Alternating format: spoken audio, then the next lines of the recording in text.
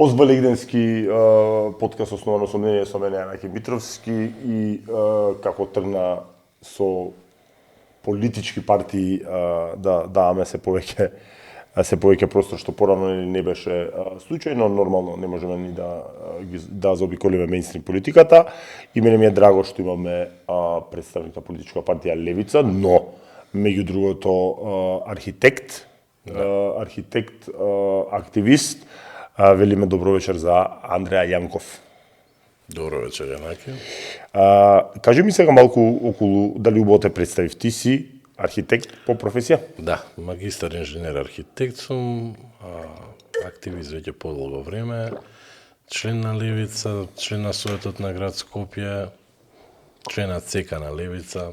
Активист. Добро, порано беше поактивен со го сакам водно, впрочем јас и ти така си ја ми запознаено во принцип, кога пред 8 години. Така, 2018-та, 17-18-та, тогаш 18-та, мислам дека беше, кога беше она мобилизирање на активисти против изградбата на гасоводот изводно, што за волја на вистината 8 години подоцна не е во функција, ја изораа планината и тогаш почнавте како неформална група го сакам водно?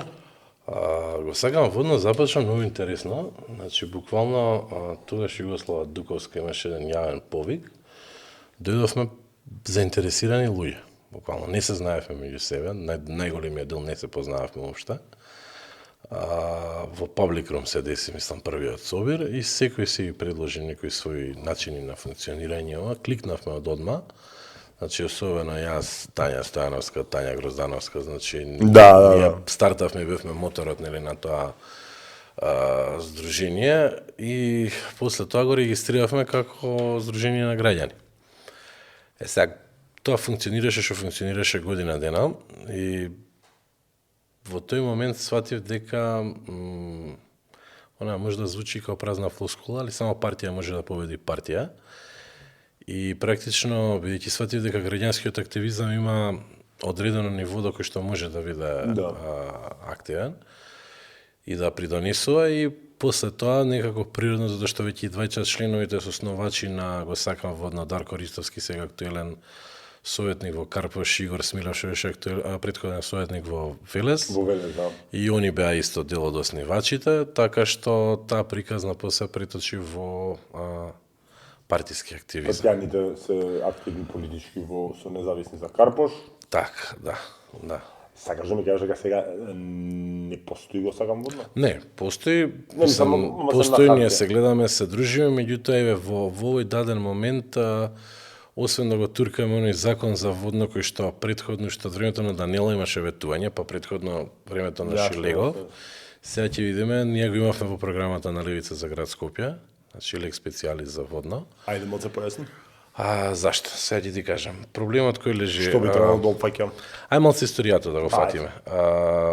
Она што се случуваше на водно, прво беше со патот за Сончев град, а после за гасоводот, тоа беа проекти кои што практично се направени да не функционираат. Односно, тендер проект, некој да мора да земе пари, да го наплати, значи прво го наплаќа како проект, го наплаќа како изведба, а на никој не му е гајле дали тоа ќе функционира или не. Зошто? Да, добра поинта. Ама не, стварно е така. Една од особено, ајде, можеби не бев толку активен кога беше патот за Сончев град, кој што ствари е пат до никаде. Да, се уште не функционира. А не функционира, исто е како со патот за Теферич, пуне со пукнатини, одрони има, таму се дешаваат. Зашто? Многу едноставно, не се гради на насип. Значи, како сакаш да објасним, има тука една местност, се вика Љути дол, па народов не бил глуп у суштина кој давал топоними. Имало причина таму, имало порој. Системот, значи, кој што е започнат во Југославија за заштита од дождови, порој и слечишта, никогаш не е завршен токму на таа страна, од страна на општина Кисела вода. И така нешто слично беше со гасоводот. Гасоводот практично нити се спушти кај Крушопек, нити се поврза кај Сопиште. Се имаше... Не кажеш дека од старта интенцијата да нема не, сакам да кажам дека интенцијата можеби не била таква, меѓутоа она напињање и удирање форца беше да се искористат парите од австријски кредит и изведувачот да се ги наплати средствата. Толку е приказната, значи. Сега има една финта, што кога се работи гасовот, ти имаш, мислам дека 3 години рок, кај што кога ќе ги положиш цевките во земјата, он треба да го ставиш системот под притисок. Значи, иначе после почна корозија, врагови, чуда се. Сега ние сме веќе 7 година кога се ставени цевките, што значи дека добрано сме го... Па најверојатно, немој да ти изненади нов тендер да видиш. Да, тоа е кај нас е стандардно. Ново копање или ајде пупу не важи, го знаеш, кај нас важи кај нас важи правилото, ако тргнеме. Друга влада го правила, тоа не ги интересува. Да, ма знаеш како, ако едниве почнале тунел и другиве почнале тунел, на крај може да или да немаме или да имаме 2 тунела. Така некако отприлика тоа е. Значи, отприлика, така да со водна е таа приказната, на водна суштина му треба прво со просторниот план. Просторниот план на Република Македонија се несене 20 години. Значи, практично треба да се одредат подрачјата кои што може и кои што не може да се гради. Значи, тоа е зонирање треба да се направи. Водно е масакрирано.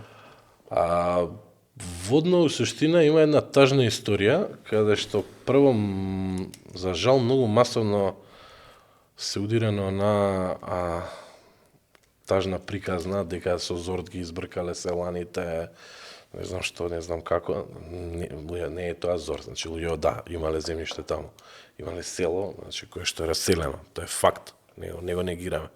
Ама имало и многу добра, имало и многу добра причина, не е да се населат црвената буржуазија на водно, иако окей, тоа се десило делумно, меѓутоа поентата е пошумување и заштита на Скопје од тие водњански пори, кои што биле покрај тоа што нанесувале голема материјална штета, таму 55 години жртви имало веќе. Значи, она рачуне на нешто што беше исто како Смилковско езеро. Тој тип на... Ја со голеа шумата... Водно е со го види, водно автохоно имало најверојатно дабова шума. Зборувам за извини, за Стајковци го помешав. Да, за Стајковци. За Стајковци тоа се деси, ја со голеа шума да се деси. Да. И практично тоа нешто слично се случувало и на водно, ама тоа се случувало уште од среден век, значи имало дабова шума оригинално, имало сечена таа шума за поседи и земјоделие, меѓутоа добар дел се правеле и за походот на Виена уште од Турско, затоа што практично тука се лееле топовите, требало за тоа лење, лафаетите исто на подлогите за топовите се правеле од даб, исто така за амамите се користеле, тоа било значи дефорестација која што траела со години. Се случува ерозија на земјиштето, сега да речеме да направите геомеханички испитувања у подножје на водно, ќе најдете црница до 8 метри длабочина. Што практично е доказ за таа ерозија. И сега тие имоти кои што ги имале одредена вредност, но не било тоа така плодно или не знам што бајно како што ние го замислуваме, него луѓето и се мачеле реално гледано. После тоа се случило тоа раселување, иако тука тоа било со откупувало земјоделско земјиште практично. Сега никој не е крив што 70 години после тоа ние доаѓаме до урбанистички поход буквално на водно и тие имоти сега пак вредат многу повеќе него што биле тогаш платени, меѓутоа тоа е сосема друга приказна. Тоа има врска и релација со самото тоа што државата не си е стопан на градежното државно земјиште. Што предлагате со лек специјалистот за водно? Па лек специјалист на водно треба практично да биде вон законот за градба и законот за урбанизам како што се предвидени заедно со заклучно подзаконските акти што е правилникот за урбанистичко планирање, туку да има зонирање врз основ на археологија, природа, значи рекреативни зони, нормално мапирање на селата кои што останале внатре, значи, ама тоа строго да се биде контролирано и да се биде регулирано со лек специјалист. Тоа требаше го прави правниот тим на Шилегов, па на Данела, па на крај најверојатно ќе ни падне на нас на левица, да ти кажам право, пошто така некако ми мирисува, дека ќе треба како готов. Средњот гранично лико да е левица? Може. Вака сега. Многу можно е. Безбедни ли се сите оние зданија од кои некои се со монструозен габарит на водно? Ај вака. Има да бидеме или одговорни меѓутоа. Вака, два моменти има, значи од кои што зависи нивната безбедност. Едната работа е што од јуни 2012 година мора да се добие позитивно мислење од ИЗИС, нели, Институтот за земјотресно инженерство и сеизмика. Така да градбите што се од 2012 навака го имаат тоа. Значи, истото се бари за подпорни ѕидови. Ако има пак ИЗИС, значи покрај тоа што имаш проект, имаш ревизија на тој проект, имаш и уште една супер ревизија која што ја дава ИЗИС. Сега има и други сега приватни институти, меѓутоа исто се релевантни, значи тоа се сепак луѓе кои што произлегле од ИЗИС. Мене ме плаши оној момент пред 2012 година, и особено за градбите во Скопје од доцни 90 до 2012 година, мислам најдискутабилни, ајде да речем. А извини, кој период? Доцни 90, затоа што тогаш веќе почнало да, кога се отвора на Пандорина кутија на урбанизмот. Извини што те прекинам да не ми извегам мислата. Имав прилика, овош прилично одамна пред некои 15 години, у Бугарија да се дружиме со некој градежник од помала фирма имаше градеж. И он баш ме потсети за тоа дека кажа крајот на 90-ти и тој знаеш што велеше, вика најбољи беше вика во времето на Љупчо. Тогаш со дозвола, без дозвола, вика секако се градеше, вика. Тоаш беше чаир шема, градиш па после легализираш. Да. Баш ја начнавме темата. Данела, како што дал Господ, отвори една тема за која што сите ја знаеме, не треба си канцеларијата ми е во општина Чаир. Да, навистина е огромен проблем со дивоградбите. Што би рекол Изет, меѓути дивоградби има сегде, точно меѓутоа со таков квантитет, мислам дека никаде на планетава Земја нема. Не е само квантитет и квалитет. Ќе дојдеме до тоа. Види, на овие цени ти во Чаир се уште можеш по 1000 евра квадрат да купиш. Што не е нормално на овие цени, например.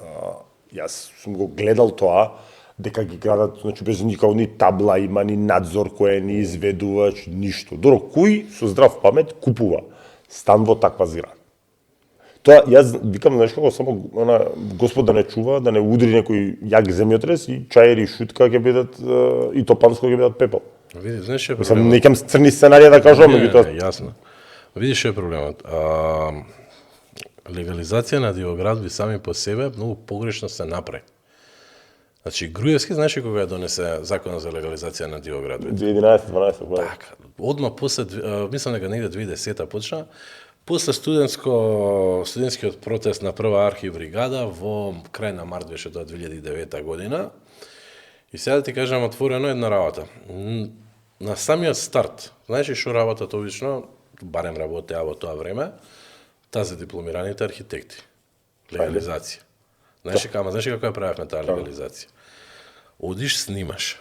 Значи, Само извини, правиш... види, постои, прати, тоа законско решение го нулифицира кривичното дело бесправно градење. Не, ќе стигнеме до тоа. Пази го сега овој момент. Значи, како течеше тогаш?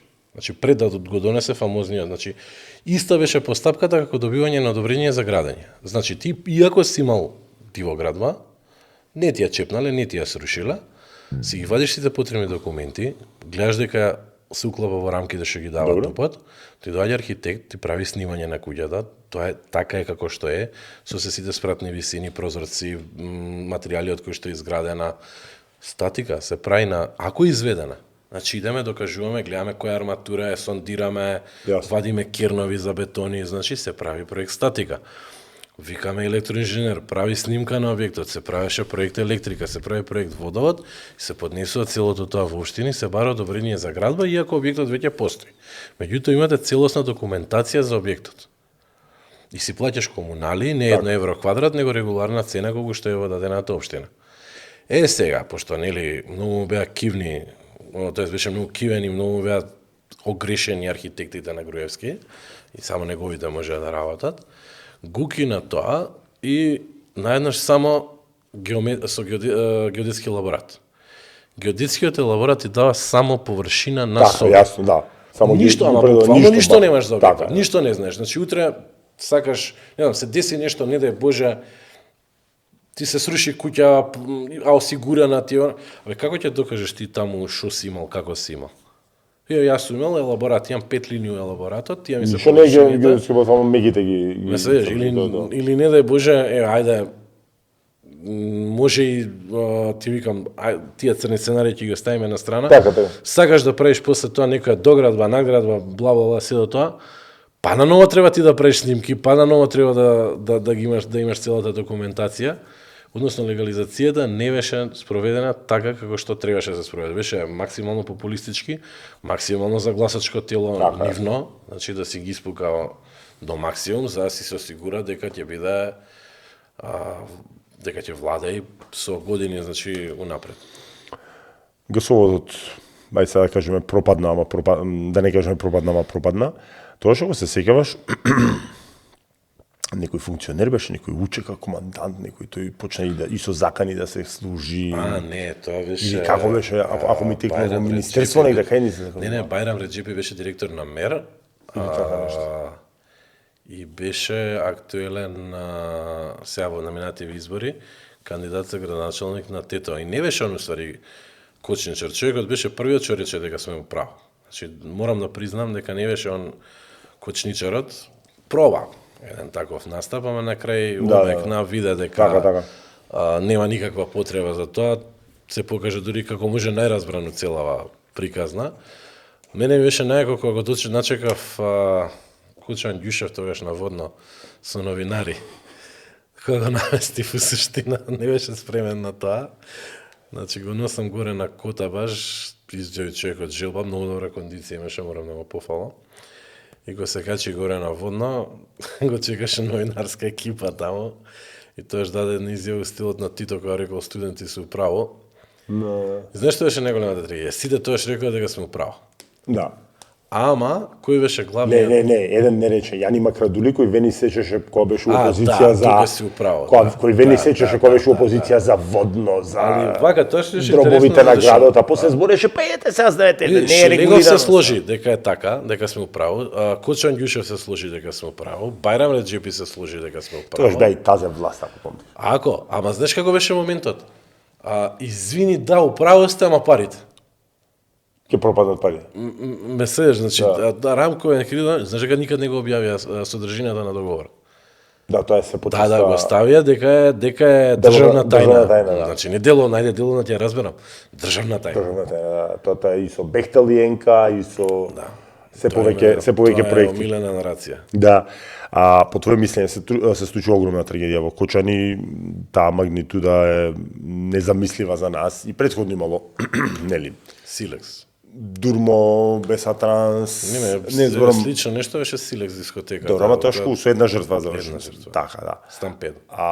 Да, со Стампедо беше. Меѓутоа, еве од архитект, од твој аспект, од твојата стручност, кои се пропустите на дискотеката, тоа не може она нешто. Идеме.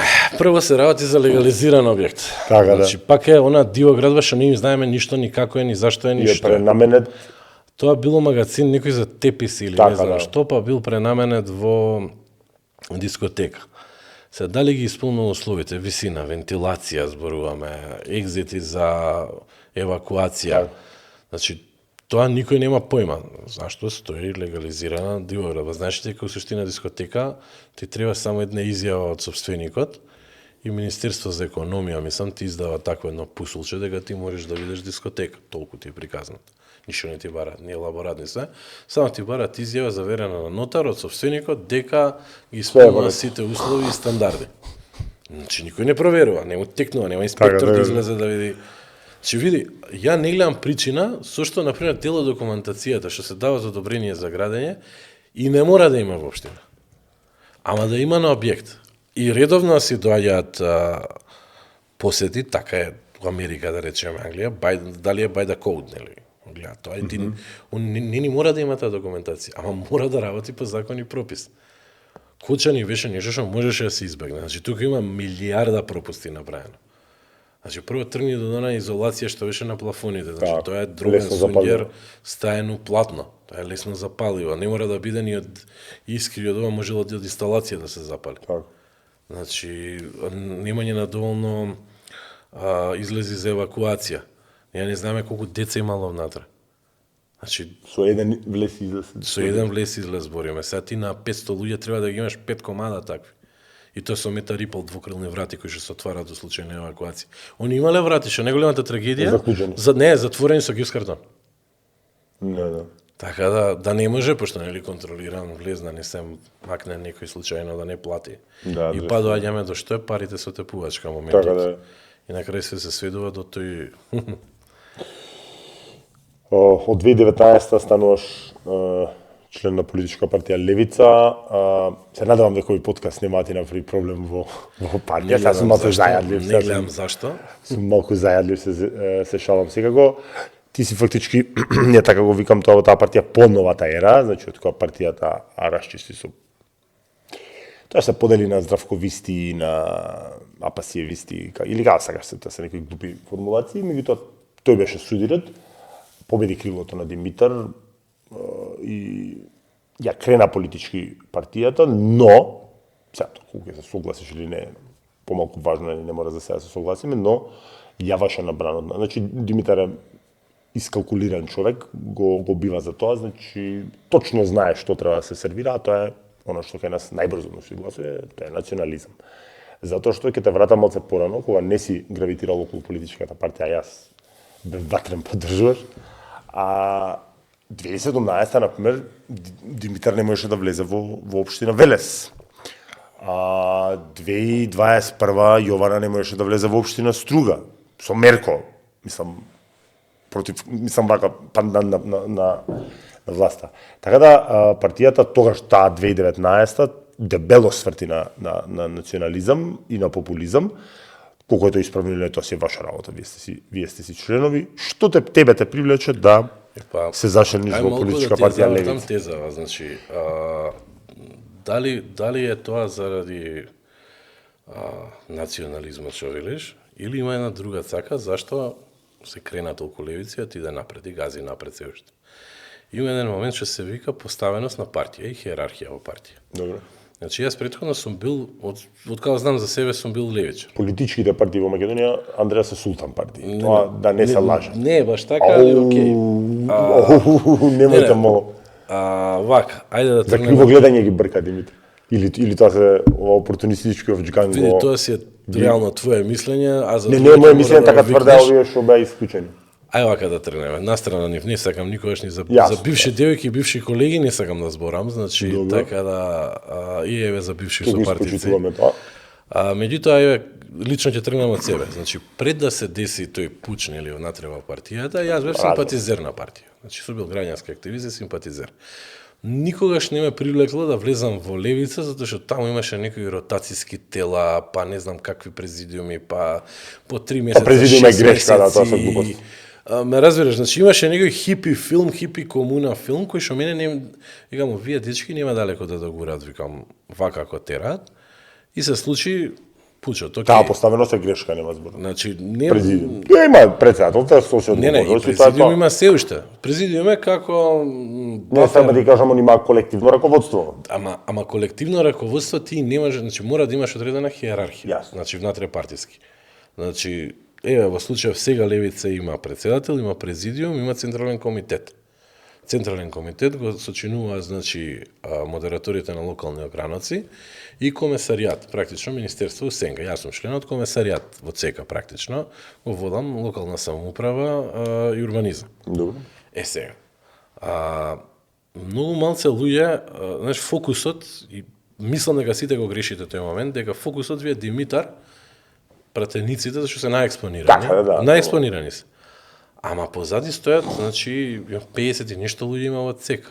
И тоа се ултраактивни луѓе и кои што и внатре партиски, ама и општествено добро стојат, добро котираат, значи тоа си го работат стварно со љубов и со посветеност, тоа што го работат. Значи, покрај нив имаш и членство кое што не е занемарливо. Еве да тргнеме дека Колку членови броите? Па мислам дека сега се над 10.000 нешто, дали е прочистен конкретно листа, 10 до 12.000 би требало, беше... Што за мене е исправно, тоа ќе се каже дека е мало членство, што за мене е исправно. Знаеш колку кај нас партииве се грото клиентелистички, значи се за бенефиции се. И сега пази околу ова да го завршиме. Ова се што беа, ајде да речеме, побегулјиве. Знаеш од што беше најмногу? Не бил доволно испочитуван, не разговарал со Димитар. Знаеш колку ја разговарам со Димитар? 3 пати годишно. Значи, ја Тоа е тезата на близнаците. Не, ја не се слушам со Димитар директно, значи, можам кога сакам, ама меѓутоа не се слушам. Си имаме состаноци официјални кај што се гледаме, па извини, не мораш ти човече да бидеш само залепен до лидерот за да можеш да функционираш внатре партиски. Види, и политички амбиции кај дел од нив имаше, може би Дарко сакаше да биде кандидат за градоначалник на аеродром, може би некои други сакаа да бидат пратеници. Дарко и Жарко ми се многу драги, школски ми се од средно, значи дури сме седеле во иста клупа заедно, па се менјав прва, втора година средно, така нешто, мислам дека до Жаре седев, тој период. Така да не би сакал, мислам, они се дека спомнам. И многу срчани, ватрени луѓе, значи, така што за нив нема да кажам ништо лошо никогаш. Меѓутоа, не можам да ги знам нивните ни амбиции, ни желби, ни мислења за тоа. Не, дека ти тоа го спомна, нивната беше таа теза, да меѓутоа сакам да кажам, не, јас за друго се однесуваш и за друга однесува, тука ти малце што ја строеш, ама нема веза. Во ред. Нема, затоа реков, за бившите све најдобро. Така да... Види, ја мислам дека дел од нив се кооптирани со ВМРО.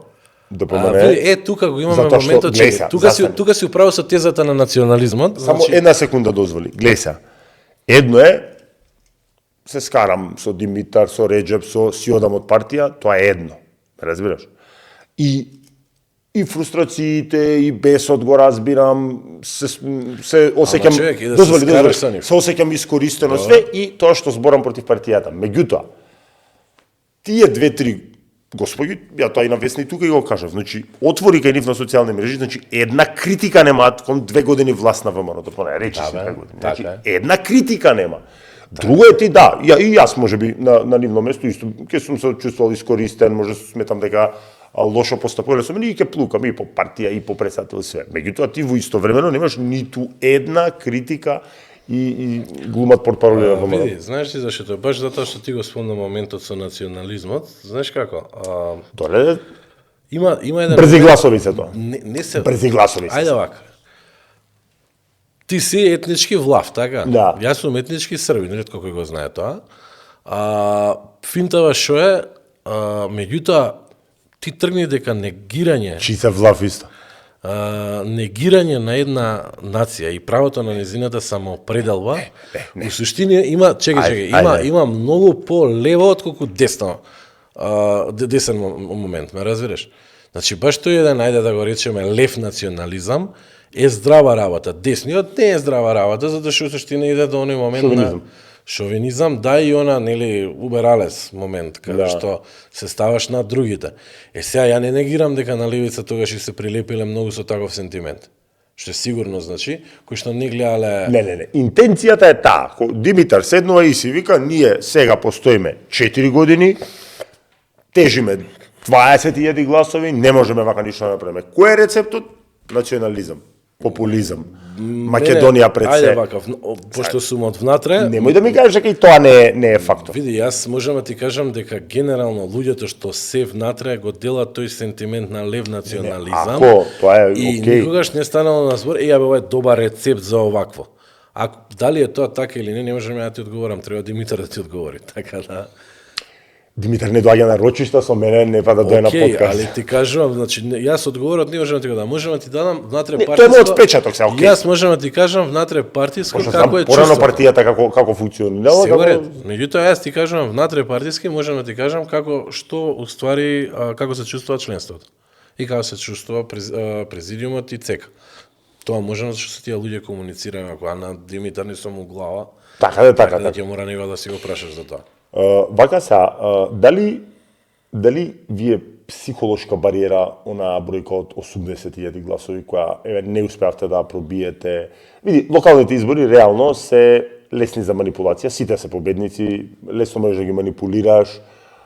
Вие имавте една теза дека, што е формално точно, дека ВМРО изгубило 130.000 гласови, ама и вие изгубивте 10.000 гласови, а прогласивте дека растете, бидејќи Амар влегол во втор круг. Сакам да ти кажам, иако памтиш на времето, ДПА на сите избори прогласуваше победа, али локалните се некако најпогодни за манипулација, за себе прогласување на победник ваму, таму. Психолошка бариера ли е таа бројка од 70-80.000 гласови, која ќе мора да отидете у 6 цифри за да претендирате на власт? Види, реално гледано, Левица, Факт е, само извини што те прекинувам, факт е, јас инаку многу луѓе мислат дека ја имам проблем со политичка партија Левица, тоа не е точно, ја имам проблем со Димитар Абасиев. Јас знам дека имаш со Димитар проблем, тука само се... Починат родител не се спомнува. Да иде да лупета на емисија глупости, јас за тоа го тужам, само не може да си ги најде гениталиите, да доиста не би те стал во неудобна позиција, нели да го критикуjem шефот, меѓутоа и да иде да лупета глупости за мој вработени и за тоа ќе видиме, судот ќе се одлучи. Меѓутоа, никогаш, ако си приметил и на социјални мрежи си имаме, и ден денес споделувам добри политики, антибанкарски закони кога имавте, Јована кога го предложи, измени на КАЗЕ да биде по службена должност да се гони семејното насилство, кој што патам, тоа ти е дебилизмот во македонската политика, не го прифатија, и после го донесува последна година, кога Бог знае колку жени беа жртви, само за рече дека ние го донесовме. Мислам, тоа е кретенизмот. Види, Јанаки, ти суштина знаеш, кретенскиот пристап. И сакам да ти кажам, ти си левичар без попуната пристапница. Не, чекај. Поинта ми беше следна. Мене поента, знаеш што например, ти не сакаш да влезеш у левица и внатре партиски да се бориш макар и со Димитар. Не, у таа партија види. Ти сакаш прво те знам доволно, имаш да едно јамане дека нема да влезеш у партија, тоа сме го правиле муабетот. Мислам ван студио. Да. Сакам да ти кажам, дали таа зборам граница од 90-100.000 гласови некако како партијата да го доживува својот лимит, што не велам дека е воопшто добро, затоа што во овој момент Македонија не се пишува добро, значи ВМРО се банда, опозиција сериозна во овој момент која што ќе ги опонира нема. Опозиција сега само левица е реална опозиција. Другова имаме министер за опозиција, нели? Кај СДС. Го делам тој впечаток. Тоа е факт, не е впечаток, факт. Ајде ја го имам исто впечаток дека тргнем од град Скопје. Знаеш кои се најактивни од град Скопје од СДС? Кој? Оние што се коалициони партнери, што не се изворно од СДС. Таму од ВМРО народи, не знам што овакво. Сам зборам ако одиме мимо шестана левица, други се од посетни партии што биле коалициони партнери на СДС, ме свеѓаш. Значи, времето на СДС е суштина поминато. Да. Тоа е факт. Ја у принцип сметам дека таа партија полека ќе побрзо тоа го сватат, тоа е подобро за сите клиентелистите ќе си отидат, знам, тоа е нормална работа. Знам ќе се заврши како НСДП, нели коалиционен партнер на ВМРО, значи нема, види, мене искрено поише ме интересира локална политика и самоуправа, али не мора да видиш многу, не знам, политички гуру за да ги гледаш работиве. На кај одат, значи, и сега ќе има тоа едно крило нормални луѓе кои што ќе треба да си се приклучат на левица. Сега финтата што е? И пазиш е моментот. Цело време прво го имаш моментот дека им се чини левица тоа, секташи, вакви, такви, црнокошуљаши, не знам што, ја не негирам дека не секој дневно може би имидж делуваме, ме разбереш. Не се спремни, поише го сакат имиджот на лигњата, ме разбереш и на политичари од тој тертип, отколку што се луѓето спремни да прифатат нешто што е малце по рачињата. Ама рачињата, нели? Овако. Фенси. Така фенси сме, види го избричене, види го непричени непањати. Едно нешто ќе кажам. Христијан Мицковски убедливо до сега најдобро облечениот премиер, што не е комплимент. Најскап. Тоа сам да кажам, што не е комплимент. Дења костими носи кои што се по 6-7.000 долари, тоа е непристојно за овакво за осиромашена Македонија. Ми е свегаш поентата, значи иначе човекот изгледа топ, нема збори, кондиција се држи вака со килажа со све. Се е тоа супер, меѓутоа за мене не е окей. Ќе влеземе малце ван на што ми е фахот, али тоа се на психологија на лидер, ме разбираш. Значи народов сака кај нас да може не цврста рак, има еден момент. Сака и доза на смотаност кај лидер. Знаеш зашто? За може се поистоветува со него. Умре времето на Фидел Кастро, на Тито, на Сталин. Тоа не го подценува. Не, го имаш оној момент каде што овој види го по секој ден, исто беше со Груевски, исто беше со овој како се викаше од СДС Таче, да не зборам за него. Кобачевски. Мислам, значи сите го имаат тој малку како да кажам, смотан сентимент. Значи при појава пред камера кој ќе се појави, делува така. Дај се за партија за ова што те прашувам. Океј. Не можете да пробиете 70-80. Знаеш кој ќе може да се пробие тој праг? Кога луѓето ќе почнат да излегуваат на избори, овие што не излегуваат на избори. Маса е прашање. Мотивирајте ги да излезат. Види, факт е дека има Знаеш, блокада види на партијата во смисла на медиумска блокада има на партијата во смисла на прво ова што се случи на последните избори беше срамота, ја тоа отворено го кажам, без разлика што си имам со Димитар лично, само да развивам мислата, молим. 21 година бев кандидат за центар, така? Само ова сакам да ти го кажам. Не, чисто споредба направиме. Знаеш ли колку телевизија? ВМРО кај прави разликата, знаеш? На истокот. По селата. Најмногу да. Каде што гледаат телевизија. Така. Кај што се информираат од таму. Во урбаните средини левица, дора се во повеќето стои добро, Прилеп сте нешто послаби. Битола колку имате, еден советник, двајца? Еден мислам дека има. Или еден или двајца. Во тој дел стоите овако послабо. Меѓутоа, партијата е медиумски од поголемите телевизии блокирана, ама као да би е баук само критика. Тоа во одредена мера и поради противењето на корумпирање на законов што беше за да се повторно се врати финансирање на телевизии, но е и до карактерот на лидерот. Ти не можеш да ме убедиш дека јас сега ќе зборам Андреа е ваков, таков, све најго што за тебе ќе зборам и ќе очекувам после од тебе утре ти да ме викаш на емисија, да. Јас кога имав комуникација со една жена која таму не е на функција, а јас имам впечаток дека е прилично моќна во партијата, таа имаше став, за тама разборувам, таа имаше став кој што не ти викам дека не е исправен, вели не, они имаат законска, но и општествена одговорност да даат простор дури да не сакаат, дури да ги вреѓаме. Да, тоа е формално. Законска имаат само за избори, меѓутоа за општествена се слагам, но тоа е само формално точно. Мојот недостиг на влакна на јазик, мене сум свесен како возрастен човек дека може да ми создава непријатели меѓу судии, меѓу обвинители, меѓу полиција и така натаму. И наивно е јас да верувам и да, формално треба. Тебе нема ти забрани никој во суд да влезеш? Точно, ма чекај сега. Не. Ама чекај сега. Чекај. Сега ќе ми кажеш дека нема да направи разлика. Јас сум свесен и си јас носам со тоа. Ти не можеш. Што е медиум? Платеници, вакви, никакви и после не викаат на медиум. Дали медиум е гласило, ресурс или стока? стока? Формално како е, тоа ти го зборам. И јас кога излезам кај судијата, очекувам по закон он треба да биде професионален и да не му е галеа и да го плукам дури не опера, ама тоа во пракса не е така. Па во пракса не е така, ама до некаде. Не може он да пресуди вон закон, така ли? Па не биди сигурен. Па во ред, ама чекај сега, да, ама имаш и повисоки инстанции на суд. Така е во ред. Така ти имаш кај да се пожалиш. Кај ќе се пожалиме ние како левица за медиум? Така? И што го имаш моментот кадијата тужи, кадијата да. Значи не е баш така. Факт е дека е блокирана партијата. Споредбата не ти доживела, поентата што е? Значи медиумот е гласило. Значи порано барем, што било најголема гордост на еден новинар? Најнеутрално што може да ја пренесе веста. Тоа му било најголемата гордост. И тоа е како така ги учат и у школа. Така ги учат у школа. А се и после лата с времето ти имаш проституција, буквално, новинарска. Што не ни криеш, он? А него никој не скапа проституција. Да, буквално. Да. И сега, како да не збориш ти против тоа, кога ти нешто што било гласило, прво го сведуваш на ресурс, а од ресурс го сведуваш на стока на продажба. Буквално е тоа. И сега ние што треба да правиме? Океј, дечки, нави пари, вие да зборите за нас, не бе, луѓе, чекајте. Значи, како беше она, со Крали Марко го знаеш, ни по баби, ни по стричеви, ма веќе по правди. Има ли левица финансирана Инфомакс? Има ли левица финансирана Инфомакс? Мислам дека не би знаел, тоа ќе ги прашаш од медиуми колегите, али мислам дека не.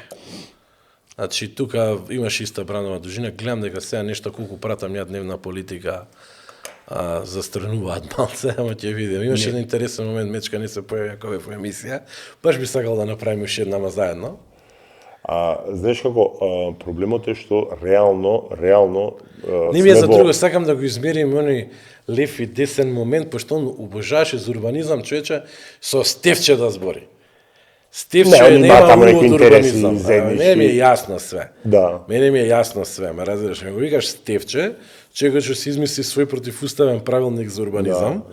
Значи што никој не изградена што им ја дадоа во Остајте изградата. Јас зборам за право, значи сега тоа ти и тебе факт, значи право.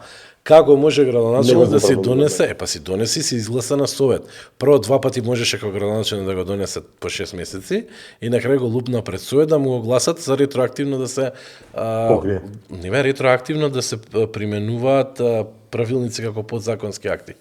Дупот е подзаконски акт, така, што у суштина е на ниво на закон, не е ни на подзаконски акт, ама окей, ја правилникот, значи е подзаконски акт, што произлегува од законот за градба, така, или законот за урбанизам. Сега, ти кога си планер, мораш да планираш спрема правилникот што е актуелен, така. Поминуваат 5 години, сте донеле нов правилник. Не можеме новиот правилник ние на планот што бил испланиран по стар правилник да го лепиме, ме разбираш? Што не одговараат габаритите, не одговараат класи на намени. Океј, сакаш да го примениш новиот правилник, направи нов дуп. Арно, ама, пошто кај нас дуповите ги финансираат, нели, инвеститорите, не ги финансира општината, овој си направи најбољи амалгам у свет, па дури таму пишуваше, вика, измените во тек на градба ќе ги прегледува лично градоначалникот. Кога нека ми ја покаже дипломата од завршен архитектонски факултет слободно, па нека прегледува и нека дава мислење за... Заврши ли кариерата на Стефчо? Дефинитивно е готово. Да? Според мене толку. Добро, веќе и у години он има 65-6. И годините, и сите, целиот багаж што го има. Види, има харизма. Не му е негирам. Не, има харизма, сама ти кажам, не е во тој сме. Он, Лјупче Златев, кога беше тука гостин, он вика, мене ми е Стефче пријател, ама вика, сега не ми ги бирате гостите. Не ти ги бирам. Не. Вели, ама да ме као лошо време за коалициони договори. Вика, со Грујово 2014 направи коалиција, кога беа последните 2 години од власт, сега си отиде баш кога дојдоа на власт и така се скара, веројатно, тука јега си јега во прашање и некои други интереси. Прилично сте активни во град Скопје, ако нешто не може да се замери на политичка партија Левица, дека советнициве, барем во Скопје сега, тоа што не ги пратам многу другиве градови, локална самоуправа зборам, и пратениците нормално се прилично активни, иако Дафина Стојановска, која беше тука, вели дека тоа било само сте таргетирале, значи кога треба да се излезе на телевизија сте биле поактивни, меѓутоа мене Евена мери која телевизија? Неколку девојки има доста активни во град Скопје како советници, вие сте 6 на број. 6. И треба да сте втора, трета најголема групација. Најголема опозициона, значи партија сме у град Скопје, ние сме со 6. 5 има СДС, 5 имаат ДУИ зашто 6-тиот им прелета. Вленоти? Не, независена, значи. Ќе прелет. Да. Така да, меѓутоа е апсолутната власт условно имаат ВМРО. Сега пази како е. Ние не сакаме да оставиме таму да биде и дигнавме рачиња, за сад време завршивме. Да, си земам хонорар. Значи кај нас седниците траат од 9, ајде са бајле, па до 11 вечер, значи сме имале седници на совет на град Скопје. И сега ти кога имаш некоја точка на дневен ред на која што мораш да посочиш зашто не е добра, ајде, например, ќе ти издавам една, јашо ја издвоив. Значи, која беше за буџетот, за зимскиве служби, конкретно. Таму имаше градежни машини, кои што се плаќаат од саат, паушално на ден, и прашува... 24/7 работат. Не, 24/7 се на располагање, они работат, ама не за град Скопје. Имаш некој грейдер, тоа ти е за рамнење машина, тој не чисти снег, бе, друже. Тој чисти асфалт негде на градилиште рамни или земја рамни, не знам што. Ама ние плаќаме граѓаните, месежи, тоа мораш ти да го кажеш. Тоа се испомпуваат пари, у принцип. Значи ти, ако овој не обезбедил сол за цела сезона, бе, ти кажуваме, немаш, бе, ти имаш толку и толку километри улици, спрема европски стандарди, толку и толку ти треба. Ако немаме европски стандарди, зимаме сродни градови. Зимаш Белград, Софија, Загреб, правиш математика, солон зимаш, правиш математика и ЕСАП, дечко, ти немаш доволно сол. Значи, тоа се некој, знаеш, се поминува глад, нормално дисциплинирано членство имаат, си тигаат таму рачиња што се тигаат, ретко кој да земе збор, па да образложи зашто, како, оно. Од 120 пратеници знам 20. Па обично градоначалникот љуби он да ни ги образложува работите, така до сега стално се сложил со мене, обично мене не ми текнува, знаеш, тој момент го губам јас као советник, ќе излезам на говорница, ќе кажам се што имам да кажам и го гледам во прв ред градоначалникот ми вика да така е. Оде ли барем на седниците за разлика од Данила? Доаѓа на седниците. Тоа беше многу безобразно од На Данила. седниците одговара на прашање, многу често знае да го спинува моментот, али окей. Класичен политичар. Значи, да, така да, например, некојаш замера зашто помладиве колеги така, дури некогаш нека бесочно на кризат, викам, па добри, ти си бил млад, викам, некад, викам, Јасно. јас, например, Кај е работа на опозицијата. Ама ја не сум бил подмладок на една партија, ја младо политика не сум бил. Така. Викам, ти бар треба да знаеш, викам, од 18 години си у политика, ма разбираш. Ке има ли избори годинава? Не верувам. Не верувам да има избори, значи мала е тоа, не ми е факт, пак ќе кажам. Знаеш што, ја во суштина не се гледам опште како политичар, морам да ти признавам. Значи, јас сум архитект првенствено, кој што случајно однема и каде у политика, затоа што довде ми беше да ги оставам. Ги гледаш, 2 грама памет нема, влегол у политика и излага милионер. Ама он ти ја крои еднината. Ме разбираш работа. Така е. Значи, во политика, според мене, треба да се влезат реализирани луѓе и луѓе кои што имаат идеја. Така е. Значи, со политика... Земи ги двете најголеми партии и земи им ги раководствата. Ајде, Венко, нема збор, тоа ја индиректен сме имале за другар проблем. Венко е супер лекар. Јас сум кај него. Тоа ти кажам, значи нема збор. И ајде да речеме, овој е професор као Христијан, ама види ги сите околу нив, што се подпредседатели се, значи тие се по 30 години у политика и буквално се должат на партијата. Еве, кога работел, не знам, Николовски, кога работел Милошевски, кога работел Жерновски, го гледам, си го кажува тоа без срам, вика, јас не сум работел никад пријатно. Па нема тен стаж, комшија ми е у центар, бајде. Сакам да ти кажам, све преку партија, така да, која е иднината на левица? Ајде, со тоа ќе затвориме, што се следни чекори, следните избори редовни се 28, тоа и е далеку, но не е толку далеку. Се разочаравте ли, например, затоа што тоа можеби му беше грешка на Димитар, што ги пумпаше ќе освоиме 10, 12, 15 пратеници, се сојаше што е многу респектабилен резултат. 6 имаме, ние 6 има знам. Колку гласови има левица, колку има знам. Тоа е борет, вие имавте некои 15 Не, тоа се вика 6 изборни единици Донтов модел. Не може бе. И една голема партија не се согласува. Не може, друже мој, ние у Скопје да стануваме или у изборна единица 1, ајде или у двојка со 9800, нешто така испаѓа да видиш пратеник, и не може со 6500 да видиш у Тетово гостивар у Шеска. Не иде, како да ти кажам. Значи, малце лудило роđаци. Така да и не го разбирам тој момент. Моделот е... Како ѓавол од крст бегате од самокритика у таа политичка партија? Еднаш не те слушав да речеш, можда сгрешивме со медиумиве, можеби карактерот на тој човек е незгоден, можеби некоја стратегија, можеби изборот за кандидат за председател ни беше лош, па тоа не бутна на избори. Тоа самокритика од секад било бауку левица. Еве, јас сметам дека со подобар избор на кандидат за председател, по мене Димитар требаше да иде кандидат за председател. До освои над 100.000 гласови, нема да стане председател, ама ќе дае шептен ветар у грб на партијата за парламентарни избори. Ама он игра на сигурно, се плаши. Не ништо, ама чеки што го беше Димитар и да го кандидиравме. Зашто не се кандидираш? Банковска беше слаб кандидат. Не, окей, имаше дури такви... Банковска беше слаб кандидат. Јанаки, една работа што неа јавноста, барем, и зашто се го има тој сентимент на султан партија, знаеш што е со левица? Ние практикуваме демократски централизам.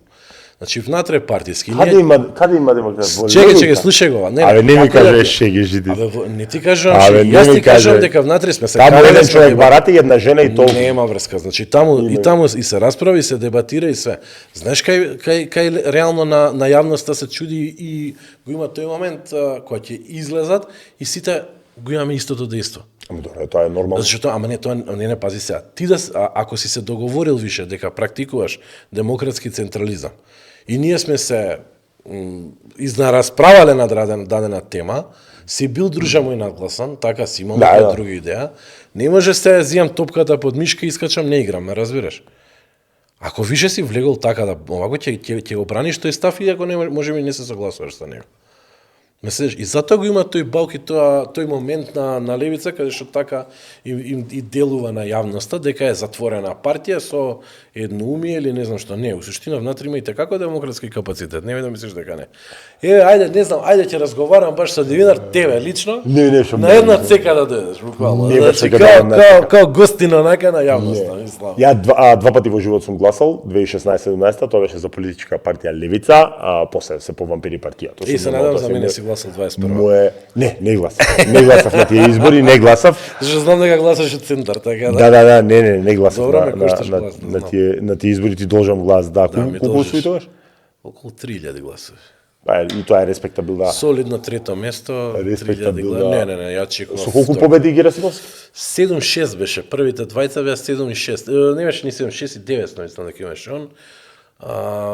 Така нешто. Значи, во респектабилен... Не, искрено ти кажам, тогаш очекував влез во втори круг, сега ќе ти кажам кај изостана подршката. Каде?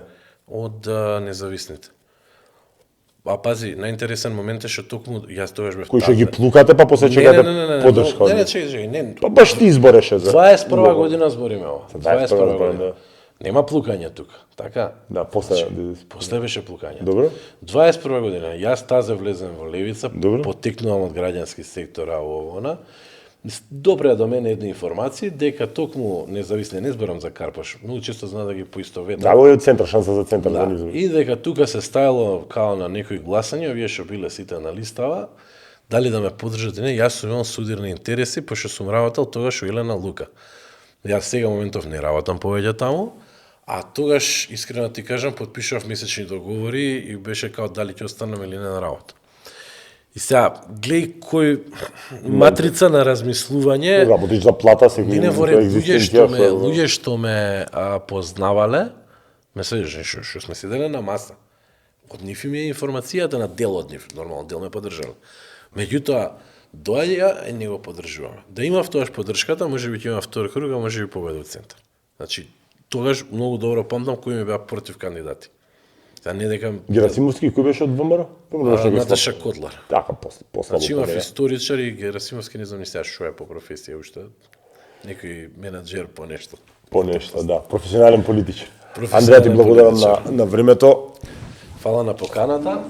Еве, го скршивме мразот со представники од политичка партија Левица. Шекјурто имаше поише гости од Левица и Димитар да се даде нека. Ако се тужите. И овакво нема, не, глеј се. Димитар не оди на несигурно. Значи, види се, он не се снаоѓа под притисок. Значи, не се снаоѓа. Него му е лесно која карши него. Стојанчо Ангеловски, Бунтур, некој таков калибар на луѓе. Он од тие причини не иде кај Васко Ефтов. Да, види реално и не се иде кај Васко Ефтов, таму идеш на екзекуција, он не иде да те интервјуира. Меѓутоа, например, не иде кај, не знам, кај Иван Самирчевски, што исто така би било, таму би било тенденциозно. Иван Самирчевски треба да си дебил да отидеш че реално гледано.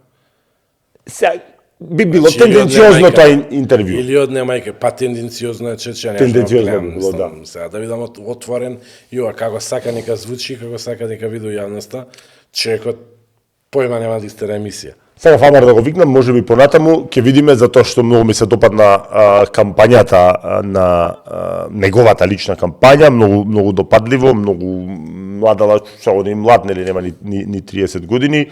Јас ви посакувам, тебе ти посакувам прво добро здраве и личен успех, а за политичкиот успех ќе треба и малце и сами да поработите. Се гледам. Поздрав.